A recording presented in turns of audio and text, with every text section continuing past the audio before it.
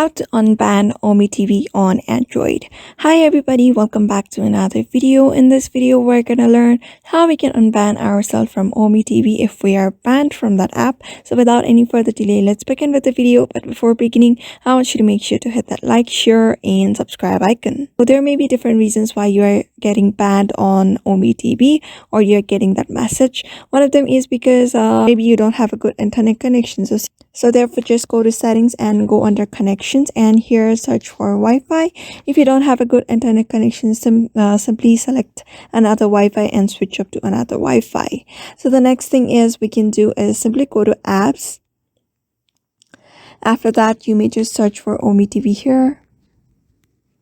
After that, simply go to the storage of the app. Here you can easily find it. And here tap on clear cache. If that doesn't work, simply clear data as well.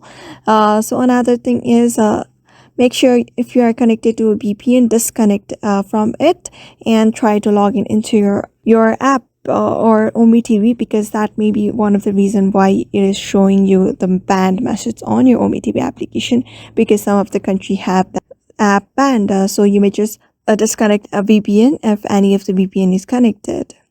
So the next thing is if you have that app, you may just uninstall the app and try reinstalling the app and use the app again. If that also doesn't work, what you can do is simply open up a browser and search for ome.tv, and when you scroll down a bit, you'll be able to see contacts option here very easily. Simply go to contact and you need to send an email to this email ID section here they have shown. You will just send an email to OmeTV saying how your account is banned and it may be a mistake, and explain to them why you want your account back and try to convince them to give your account back if they have banned your account. So therefore, just by following those steps, you may unban your account from ome.tv. So I hope this video was helpful to you, and thank you for watching this video.